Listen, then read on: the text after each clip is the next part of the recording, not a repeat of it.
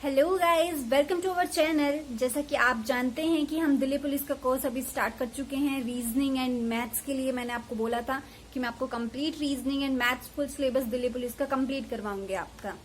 तो कुछ टॉपिक्स मैं पहले भी कवर करवा चुकी हूँ गाइज। और एक और बात मुझे आप लोगों को बोलनी थी, वो ये कि टॉपिक्स में सिमिलैरिटी कंसेप्ट होते हैं, ठीक है। चाहे वो पेपर एसएससी सीजीएल का हो या फिर दिल्ली पुलिस का हो, कॉन्सेप्ट हमेशा सेम रहते हैं। सिर्फ डिफरेंस होता है तो वो होता है क्वेश्चंस के लेवल का। तो बस उसी को थोड़ा सा ध्यान रखना है। बाकी ऐसा कुछ भी नहीं है कि हम टॉपिक में कॉन्सेप्ट्स थोड़ी ना बदल सकते हैं। तो हमने लास्ट अभी कवर किया, अभी अल्फाबेटिकल सीरीज कंप्लीट हो चुका है अब हमारा वो पूरी तरीके से। अब उसमें कुछ भी पेंडिंग नहीं बचा है। मैंने पहले दिल्ली पुलिस के कोर्स को शुरू करने से पहले मैंने अल्फाबेटिकल के कुछ पार्ट्स करवाए थे। प्लीज वहां से उसको कवर कीजिएगा क्योंकि कंप्लीट कॉन्सेप्ट्स वही रहेंगे। आज हम स्टार्ट करेंगे सिटिंग अरेंजमेंट। कोशिश पूरी रहेगी कि ये टॉपिक आज की वीडियो में कंप्लीट हो जाए। बाकी देखते हैं गाइस क्या होता है। तो चलिए आइए स्टार्ट करते हैं sitting arrangement. Guys, sitting arrangement दो तरीके का होता है, एक तो ओपन और एक क्लोज, ठीक है। तो ओपन में क्या होता है? ओपन में या तो जो पर्सन्स को बिठाया जाता है हॉरिजॉन्टल बिठाया जाता है या फिर वर्टिकली बिठाया जाता है, ठीक है। तो ऐसी अरेंजमेंट्स को बोलते हैं ओपन अरेंजमेंट। और क्लोज अरेंजमेंट को या तो जैसे बोल देते हैं around the circular table persons बैठे हैं, या फिर एक स्क्वायर टेबल के अराउंड बैठे हैं, या पेंटागोनल, हेक्सागोनल, लाइक इस तरीके से जब वर्डिंग्स यूज की जाए तो वो क्लोज अरेंजमेंट्स होती है, ठीक है। तो यही डिफरेंस है सिर्फ ओपन और क्लोज में, बाकी कुछ भी नहीं होता है। अब गाइज एक और चीज, ऐसे केस में एक और डिफरेंस आ जाता है कि पर्सन्स का फेस जो है वो आउटसाइड द टेबल है, आउटसाइड द सेंटर है, या इनसाइड है, सर्कल के टुवार्ड्स है, या सेंटर के टुवार्ड्स है। ये वर्डिंग्स भी यूज की जाती है जिनका हमें ध्यान रखना है उसके बेसिस पर, क्योंकि क्वेश्चंस में चेंजेस आते हैं, ठीक है। जैसे फॉर एग्जाम्पल मान लो एक पर्सन का फेस सेंटर के टुवार्ड है तो वो उसको हम इस तरीके से बिठाएंगे। अगर बोला जाता है कि एक पर्सन है जिसका फेस आउटसाइड द सेंटर है तो उसको हम इस तरीके से बिठाएंगे। तो इनके लेफ्ट राइट में चेंजेस आ जाते हैं, ओके। और अब सबसे बड़ी बात करते हैं इस टॉपिक को शुरू करने से पहले कि इन क्वेश्चंस में कुछ टर्म्स यूज की जाती है, जैसे left and right, immediate neighbour, between, next to, opposite to. तो इन वर्ड्स का एग्जैक्टली मीन क्या होता है और उनको हम कैसे डिफाइन करते हैं, आइए गाइस पहले वो देख लेते हैं। तो मैं आपके सामने यहाँ बोर्ड पर कुछ वर्ड्स टर्म्स लिख रही हूँ, उनको प्लीज नोट डाउन कर लेना। लेफ्ट राइट, इमीडिएट नेबर,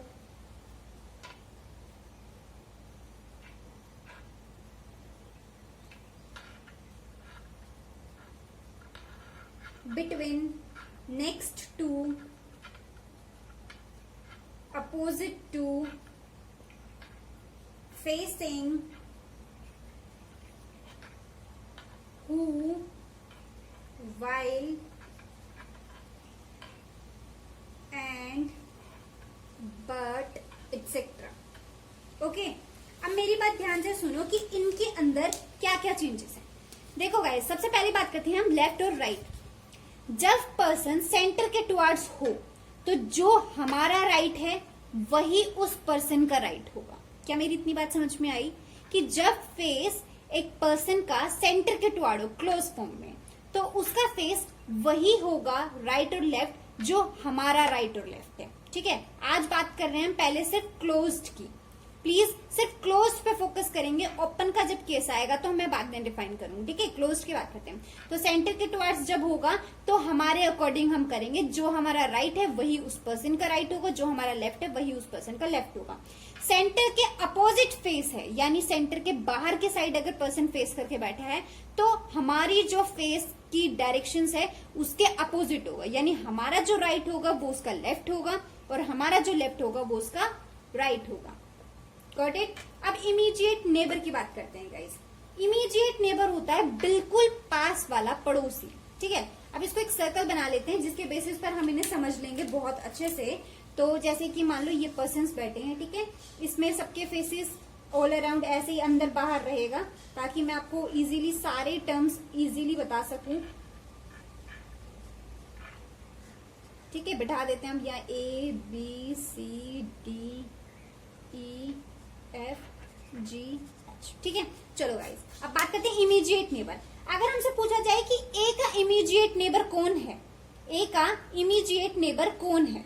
तो देखो इमीडिएट नेबर होते हैं बिल्कुल उसके पास वाले नेबर, उससे फर्क नहीं पड़ता कि किसकी फेसिंग किस साइड है, सिर्फ उसके बगल वाले। तो यानी ए का इमीडिएट नेबर कौन कौन हो जाएगा, बी एंड एच, है ना। ए के बिल्कुल पास में कौन दो लोग बैठे हैं, ए, एच और बी। तो इमीडिएट नेबर ए का कौन हो जाएगा, बी एंड एच, ठीक है। अब बात करते हैं बिटवीन की। बिटवीन अगर हमसे पूछा जाए ए और जी के बीच में कौन है, तो क्या आंसर आएगा, एच है। पूछ लिया जाए सी और ई के बिटवीन कौन बैठा है, तो डी, ठीक है। बिटवीन के केसेस में भी हमें फेस से कोई लेना देना नहीं है। जिन दोनों मेंबर के बीच की बात कर दी जाए तो जो फिगर में हमें बीच में दिखाई दे रहा है वही होगा। Got it. अब नेक्स्ट टू की बात करते हैं गाइस। नेक्स्ट टू क्या होता है, पूछा जाए who is sitting next to A, तो ए के नेक्स्ट टू कौन बैठा है। अब इसमें भी हमें क्या पता है यार, लेफ्ट हैंड साइड की भी बात कर सकता है, वो राइट हैंड साइड की भी बात कर सकता है। अगर हमें लेफ्ट और राइट मेंशन नहीं किया गया तो नेक्स्ट टू ए का एच भी होगा और बी भी होगा। Got it. ऐसे ही जी का पूछ ले कि who is sitting next to G, तो एफ भी होगा और एच भी होगा। हमें फेस से कोई लेना देना नहीं है। अपोजिट टू की बात करते हैं। ए के अपोजिट कौन बैठा है, ए के अपोजिट ई बैठा है गाइस, ठीक है। ए के अपोजिट कौन बैठा है, ई बैठा है। अब इसमें मेरी बात ध्यान से सुनो प्लीज। ए के अपोजिट बी बैठा है, इसमें अपोजिट सिर्फ वही माने जाएंगे जो एक दूसरे के आमने सामने बैठे होंगे। अब देखो एक चीज मेरी ध्यान से देखना, अगर हम ऐसे क्रॉसिंग से देखें, मान लो मैं यूं कह दूं कि भाई इसके बिल्कुल क्रॉस में बैठा है ये, नहीं, फेस एक दूसरे के आमने सामने। दैट्स वाई मैंने ए के अपोजिट ई की बात की है। बी और एफ जो है वो अपोजिट नहीं है, ध्यान रखना। बी और एफ जो है वो एक दूसरे के अपोजिट, हाँ सॉरी गाइस, बी और एफ भी एक दूसरे के अपोजिट है, ठीक है। अपोजिट की जब बात आएगी तो जो भी आमने सामने बैठा होगा, ठीक है। तो बी के सामने कौन है, एफ है ना। बी के साइड अगर देखेंगे सामने हमारे तो एफ है।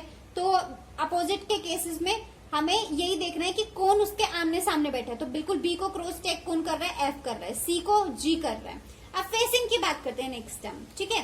फेसिंग का क्या मतलब है, फेसिंग का मतलब होता है कि जो हमारे फेस के सामने बैठा है, यानी बोलेंगे कि ए को फेसिंग कौन कर रहा है, ई कर रहा है, ठीक है। एच को फेसिंग कौन कर रहा है, डी कर रहा है। क्या बी एफ को फेसिंग कर रहा है, नहीं। फेसिंग के केस में यही एक डिफरेंस है अपोजिट से, कि फेसिंग के केस में वो केस ओनली कंसीडर होंगे जो आमने सामने फेस करके बैठे हैं, और अपोजिट के केस में हमें फेस से कोई लेना देना नहीं है, जो बिल्कुल क्रॉस चेक कर रहा है। यानी कि मान लो जैसे स्क्वायर में 4 मेंबर बैठे हैं, तो इसके सामने वाला अपोजिट होगा, इसके सामने वाला अपोजिट होगा। उनके फेस किस साइड है, आउटसाइड इनसाइड, उससे हमें कोई मतलब नहीं है। फेसिंग के केस में अगर सेंटर के टुवर्ड्स इसका फेस है तो सामने वाले का फेस भी सेंटर के टुवर्ड्स होना चाहिए, तभी हम उनको फेस कंसीडर करेंगे, फेसिंग कंसीडर करेंगे, ठीक है। अब दूसरी बात करते हैं who, while and but etcetera. जो हु वर्ड क्वेश्चन में यूज किया गया होता है ना, वो उसके लिए यूज किया गया होता है जो बिल्कुल हु के टच में वर्ड या लेटर या जिस पर्सन की बात की गई होगी। जैसे मान लेते हैं हम ए के बारे में हम बात कर रहे हैं, ये ऑब्जेक्ट होगा, ठीक है। और ये सारे वर्ड्स सब्जेक्ट्स के लिए यूज होंगे। सब्जेक्ट्स के लिए मतलब जो भी स्टेटमेंट में थोड़ा दूर लिखा होगा person. I think subject object तो आप सभी लोग जानते होंगे, नहीं जानते उसको सिर्फ एक इजी लैंग्वेज में डिफाइन करने के लिए मैं आपको बता रही हूँ कि ऑब्जेक्ट वो होगा हु के आसपास कोई लेटर लिखा होगा या कोई भी पर्सन का नाम लिखा होगा, वही उसके लिए जो भी बात बताई जाएगी हु बोलकर वो उस पर्सन के लिए होगी। वाइल एंड बट बोल के अगर किसी भी चीज के बारे में या कोई भी डायरेक्शन या पोजीशन बताई गई है तो ये उस पर्सन के बारे में बताई गई होगी जो नियर बाय नहीं है, थोड़ा सा स्टेटमेंट में आगे या पीछे लिखा हुआ है। Got it. I don't think so कि अब इन टर्म्स में किसी को भी कोई प्रॉब्लम होगी। अगर किसी को कोई प्रॉब्लम हो तो प्लीज वीडियो को रिवर्स करके देख लेना या फिर मुझसे कमेंट सेक्शन में पूछ लेना। आओ अब इनके बेसिस पर क्वेश्चंस ट्राई करते हैं और देखते हैं हमें कितना सिटिंग अरेंजमेंट क्लोज्ड फॉर्म समझ में आया है। देखो गाइस, क्वेश्चन अब हमारे सामने है, इसको ध्यान से देखो। 6 girls are sitting in a circle facing toward the centre. पहली एक और इम्पोर्टेंट नोट करके मेरी बात सुन लीजिए कि जब भी क्लोज्ड फॉर्म का क्वेश्चन हो तो सबसे पहले सारे मेंबर्स को बिठा लेना है। तो क्या करना है, अब हमें सर्कल लेना है। एक कितने मेंबर बोला है, 6 गर्ल्स हैं, तो 6 मेंबर्स पहले बिठा लो। 1 2 3 4 5 6, 6 की 6 बिठा ली। सबका फेस कहाँ है, सेंटर पे, सेंटर की साइड कर दो भाई सबका फेस। जब फेस इधर उधर हो। देखो 3 केसेस होते हैं सेंटर के, मतलब क्लोज्ड फॉर्म में, कि या तो सारे मेंबर सेंटर के टुवार्ड्स करके बैठे हो, जैसे ये केस है, या फिर सारे मेंबर सेंटर से बाहर की तरफ फेस करके बैठे हो, तो इन सबका फेस बाहर की तरफ हो जाता है। और एक होता है मिक्स्ड, यानी आधे बंदे अंदर की तरफ मुंह करके बैठे हैं, आधे बंदे बाहर की तरफ मुंह करके बैठे हैं। उस केस में सिर्फ हम फेसिंग की डायरेक्शन पहले नहीं लेते हैं, बाकी इन दोनों केसेस में सेंटर मतलब फेसिंग की डायरेक्शन भी हम पहले लिख देते हैं। ठीक है, अब इतना काम हमने कर दिया है। अब प्लेस करते हैं कि कौन पर्सन कहाँ बैठा है। ठीक है, क्वेश्चन देखो आगे क्या लिखा है, Bindu is to the left of Viji. Viji के लेफ्ट साइड बैठी है बिंदु, तो पहले विजी को बिठा देते हैं कहीं पे भी जहां हमारा मन करे। जैसे मान लो फॉर एग्जांपल हमने विजी को बिठा दिया यहाँ पे। ठीक है, विजी को यहाँ पे बिठा दिया, तो विजी को यहाँ बिठा दिया, तो इसने कहा है विजी के लेफ्ट साइड बैठी है बिंदु। मैंने कहा था जब फेस सेंटर की साइड हो तो हमारी वाली ही डायरेक्शन होती है पर्सन की, तो विजी का लेफ्ट कौन सा होगा, जो हमारा लेफ्ट है, यानी यहाँ बैठी है बिंदु। कौन बैठी है यहाँ पे, बिंदु। इतना हो गया। नेक्स्ट पॉइंट देखते हैं, रेखा इज इन बिटवीन बिंदु एंड मुमताज। रेखा बीच में है बिंदु और मुमताज के। अब एक बात बताओ, अगर मैं बिंदु और रेखा जो है बिंदु और मुमताज के बीच में है, तो क्या मैं मुमताज को यहाँ बिठा सकती हूँ? नहीं बिठा सकती, इनके बीच में तो कोई है ही नहीं और यहाँ तो ऑलरेडी पर्सन बैठा है। क्या मैं मुमताज को यहाँ बिठा सकती हूँ? नहीं बिठा सकती, क्योंकि अगर मैंने मुमताज को यहाँ बिठा दिया तो रेखा को कहाँ घुसाएंगे भाई, है ना। यहाँ बिठा सकती हूँ मुमताज को, बिठा तो सकती हूँ, इनके बीच में एक पर्सन की जगह है, लेकिन वहां ऑलरेडी विजी बैठी हुई है, तो हम यहाँ पे भी नहीं बिठा सकते। हमारे पास ऑप्शन क्या बचा, मुमताज को बिठाएंगे यहाँ। ठीक है, इसके बीच में आ जाएगी रेखा, आ जाएगी ना, बैठा दी। अब तो आएगी, नहीं भी आएगी तो भी बैठना पड़ेगा उसे, हमने बिठा दिया उसे क्योंकि। चलो नेक्स्ट बात करते हैं, Jaisa is in between Viji and Nirmala. इसने कहा है कि जो जैसा बैठी हुई है या बैठा हुआ है, जो भी अब भाई है, वो विजी और निर्मला के बीच में बैठी है। अब विजी और निर्मला के बीच में तो भाई यहां से तो कोई सीन ही नहीं बना, इधर से देख लेंगे। विजी अगर यहाँ पे निर्मला बैठी हो, निर्मला यहाँ पे बैठी हो, तो ही जैसा जो है बीच में आ सकती है इनके, है ना। आगे हमारी सबकी प्लेसिंग हो गई है, अब हम अपने क्वेश्चन का आंसर दे देंगे। जब हमारे पास अरेंजमेंट बन गया तो आंसर्स देना बहुत इजी है। अब पूछा गया है who is the left of Mumtaz. Mumtaz के लेफ्ट में कौन है, मुमताज कहाँ है, पहले तो देख लो, यहाँ सेंटर की तरफ डायरेक्शन है, तो अपने आप को वहां बिठा कर देखो और देखो तुम्हारा लेफ्ट कहाँ आएगा, कहाँ आएगा तुम्हारा लेफ्ट। अरे भाई जिसको ना आता हो पहले मैं बता देती हूँ, जब एंटी क्लॉकवाइज चलेंगे, एंटी क्लॉकवाइज, ठीक है, एंटी क्लॉकवाइज मान के चल लो, एंटी क्लॉकवाइज जब चलेंगे हम तो हमारा राइट हैंड के साइड मूव कर रहे हैं हम, ठीक है। और जब क्लॉकवाइज चलेंगे तो हम लेफ्ट के टुवार्ड जा रहे हैं, ठीक है, टुवार्ड्स लेफ्ट। अब इसका एंटी क्लॉकवाइज घुमा दो, हमें कहाँ जाना है, लेफ्ट जाना है ना, तो इसका क्लॉकवाइज घुमा दो। इसका क्लॉकवाइज कहाँ से आएगा, देखो जल्दी, इसका क्लॉकवाइज आएगा ऐसे, तो इसका लेफ्ट ये होगा, है ना। तो मुमताज का लेफ्ट क्या है, निर्मला, आंसर हो जाएगा Nirmala. I don't think so इसमें कुछ भी इतना डिफिकल्ट था, बट फिर भी मैंने आपको क्लियरली एक्सप्लेन करके पूरा बताया है, तो आई होप समझ में आया होगा। चलो एक और क्वेश्चन देखते हैं ताकि हमें और अच्छे से पता चलेगा कि क्या कॉन्सेप्ट है। देखो गाइस नेक्स्ट क्वेश्चन, इसमें बोला है कि 6 एनिमल टाई किए हुए हैं, horse, cow, dog, pig, donkey and got, एक हेक्सागोन में, ठीक है, facing each other. Facing each other का मतलब है यानी सेंटर के टुवार्ड्स ही फेस करेंगे तभी एक दूसरे के साइड फेस होगा, ठीक है। तो हेक्सागोन पहले बना लेते हैं हम, ठीक है। ये होता है हेक्सागोन जिसके 6 वर्टिसेस होते हैं, तो इसमें सेंटर के टुवार्ड्स फेस करके बैठे हैं ये सारे इस तरीके से। इसने कहा है कि जो गोट है, पहला पॉइंट है, अब जो गोट है वो immediate right of pig, pig के बिल्कुल राइट हैंड साइड पे गोट बंधी हुई है। तो पहले पिग को मार्क कर लेंगे, कहीं पे भी कर सकते हैं, जैसे यहाँ पे हमने पिग को टाई कर दिया है, ठीक है। तो इसका इमीडिएट राइट जो होगा वहां पर गोट है। पहली बात मैंने बताया था, जब सेंटर के टुवार्ड्स जब फेसिंग हो तो जो एनिमल या पर्सन जो भी होगा उसका राइट हैंड साइड वही होगा जहां हमारा होता है, तो इसका राइट हैंड साइड यहाँ हो जाएगा, यहाँ पे गोट है, ठीक है, यहाँ पे गोट बंधी हुई है। अब सेकंड पॉइंट देखो, सेकंड पॉइंट है cow is not tied to either donkey और डॉग, यानी डॉग और डोंकी के साइड पे नहीं बंधेगी काउ। तो अब टाइड नेक्स्ट टू आएगा, यहाँ पे एक बार यहाँ चेंज कर लो, यहाँ tied next to either donkey और डॉग। यानी ना तो डोंकी के साइड में है काव और ना डॉग के साइड में। अब हमें पता ही नहीं है डोंकी या डॉग कहाँ पे है, उसके साइड में काव की बात तो हम बाद में करेंगे। तो इस पॉइंट को हम हिंट के लिए, बाद के लिए बचा के रखेंगे। पहले थर्ड पॉइंट की बात कर लेते हैं। थर्ड पॉइंट में क्या है, if the animal mark the vertices of the hexagonal, हमने वही किया है जो कि, then the horse is diagonally opposite to the pig, pig के बिल्कुल डायगोनली अपोजिट पर हॉर्स बैठा है। तो डायगोनली अपोजिट पिग का कौन सा, ये यहाँ पर बैठा है हॉर्स। अब 3 प्लेस बची है और 3 जानवर बचे हैं। 3 जानवर कौन से बचे हैं, 3 जानवर बचे हैं हमारे पास, डॉग, डोंकी और काव। ये बोला गया है कि काव जो है डॉग और डोंकी के साइड में नहीं आएगी। तो अगर हम काव को यहाँ बिठा देंगे तो यहाँ पे डॉग या डोंकी में से कोई एक बिठाना पड़ेगा, साइड में हो जाएगी। तो हम काव को यहाँ पे नहीं बिठा सकते हैं, ठीक है, काव को यहाँ नहीं बिठा सकते।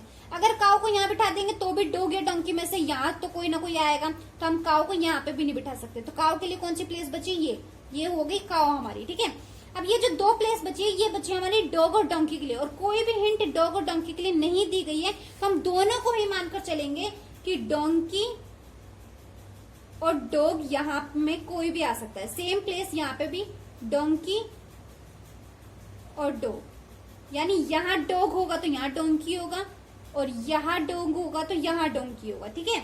तो अब इसके बेसिस पर क्वेश्चंस का आंसर देंगे। ये पूछा गया, cow is tied to the immediate left of, यानी किसके लेफ्ट में काव बंधी हुई है, किसके लेफ्ट में, यानी काव का राइट हैंड साइड हमें पता होना चाहिए, जब भी तो उस एनिमल के लिए लेफ्ट काव कहलाएगी।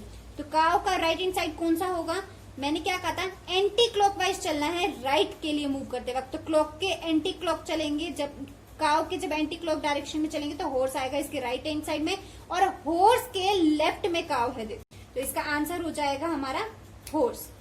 आई होप आपको समझ में आ गया होगा। इसी से रिलेटेड काफी क्वेश्चंस अगर पूछे जाए, जैसे फॉर एग्जांपल अगर इसी में ही हमसे पूछ लिया जाता कि which pair is tired next to each other, यानी एक दूसरे के साथ कौन से नेक्स्ट टू ईच अदर, यानी आपस में कौन से। चलो मैं ऑप्शंस के साथ एक क्वेश्चन सो दे देती हूँ इसी पे रिलेटेड, कि which pair is tied next to each other, ठीक है। अब इसके लिए ऑप्शंस दिए हैं हमें। ए ऑप्शन है हॉर्स एंड गोट, ठीक है। बी ऑप्शन है pig and cow, C option है गोट एंड डॉग, और डी ऑप्शन है डोंकी एंड डॉग, ठीक है। अब इसका आंसर देना है कि कौन सा pair next to each other, यानी कहने का मतलब है आगे पीछे बैठे हैं इन दोनों में से कौन सा पेयर। क्या हॉर्स और गोट आगे पीछे हैं, क्या हॉर्स के आगे या पीछे कहीं गोट है, नहीं, तो पहला ऑप्शन तो हमारा नहीं हो सकता। दूसरे की बात करते हैं, पिग और काव क्या आगे पीछे है, नेक्स्ट टू का रिलेशन पिग और काव के बीच में है, नहीं, पिग के आगे या तो डोंकी और डॉग है या फिर गोट है, तो ये भी नहीं हो सकता। डी देखो, डोंकी और डॉग आगे पीछे है, जी हाँ, डोंकी और डॉग आगे पीछे है। यहाँ डोंकी होगा तो यहाँ डॉग होगा, यहाँ डॉग होगा तो यहाँ डोंकी होगा, ठीक है। तो इसका आंसर क्या जाएगा, इसका आंसर जाएगा डी। और गोट और डोंकी भी साथ में नहीं है, गोट के ना आगे डोंकी है ना पीछे डोंकी है, ठीक है, तो ये ऑप्शन भी नहीं होगा। तो इसी तरीके से जब हमारे पास सिटिंग अरेंजमेंट्स के क्वेश्चन आएंगे तो एक अरेंजमेंट बनाने के लिए हमसे दिया जाएगा, और उसके बेस पर 2-3 क्वेश्चन भी पूछे जा सकते हैं, मतलब जितना मन करेगा एग्जाम वालों का उतने क्वेश्चन पूछ सकते हैं। आई होप आपको सिटिंग अरेंजमेंट में जो क्लोज फॉर्म है वो बहुत अच्छे से समझ में आई होगी। हिंट्स एंड ट्रिक अगर आपको अच्छी लगी हो तो वीडियो को लाइक एंड शेयर कीजिएगा, और फर्दर मोर इसका नेक्स्ट पार्ट भी देखने के लिए चैनल को सब्सक्राइब कीजिएगा। Thank you so much.